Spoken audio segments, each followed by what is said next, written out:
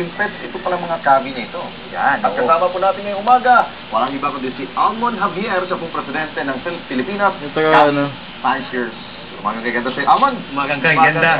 Alex, Atom. Alam mo, itong mga animals na to, talagang napaka-cute, ang haba ng buhok. Unang-una siguro, i-describe mo naman sa amin kung ano ba yung mga guinea pigs at ano yung, kumbaga, kumpara sa ibang mga klaseng hayop, ano yung distinguishing marks nila. Yung guinea pigs actually, sisimulay ko muna po where they come from. They come from the rodent family. Okay. So, magkambing siya with rats, and of course other rodents that are within that family, no.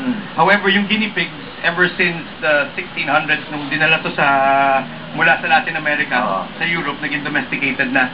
And from there, paiba-iba yung breeds, nag-develop na rin yung mga breeds dun sa Europa. And we're fortunate na dito sa Pilipinas, may mga grupo na tayong mga at least nagbe-breed ng enthusiast, nagbe-breed ng cavi. Okay. So hindi ito mahirap, Almon, especially when taking good care of this mga ganitong plastic. I mean, depende na rin, no? Time is required. Kailangan mo talaga bigyan ng oras kung yung mga guinea pigs mo. Usually, yung mga breeders natin, what they do is they pinapaliguan nila once a week. Hindi po nangangagat yan, Alex. So, biglang gumalaw. Hindi din nagugulat. Actually, parang napansin ko nga, mas maganda pa yung buhok nila kaysa sa buhok ko eh. No?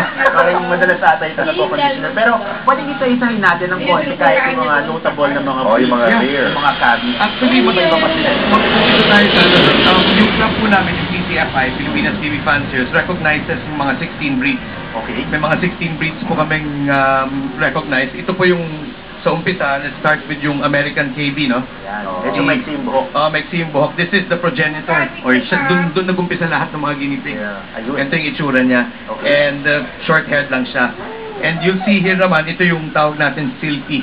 Or yung silky na cavi, no? Ang haba ng buhok niya. Yung mahaba yung buhok niya, it grows even 20 inches pa. Mas mahaba pa siya. And then, yung flow ng hair niya would be from the head all the way to the back. Okay, sorry Amon, naubusan na daw tayo ng oras. Maybe we could talk about yung event ninyo para sa mga interesado na mag-alaga ng mga cavis. Meron kaming event, no? Inaanyayahan po namin lahat to attend the event sa August 14. Ito po yung PCFI First All-Breed KB Show, no? Or Cavi Show, dun po sa BF Clubhouse sa Parañaque. So, August 14 sa BF Clubhouse Parañaque, inaanyayahan po namin sa lahat mag-attend. Ayun. Okay, maraming salamat sa iyo, Almon. At sa mga kasama mo mga breeders ito, thank you sa umagang kay ganda. Thank you. Anyway, ito na po. Atom. Mga beauty tips, kung maganda ang mga cavis, para natin pagagandahin ang ating mga sarili. At ito na po si Bernadette at si Glenn. Sino yun? Si Glenn?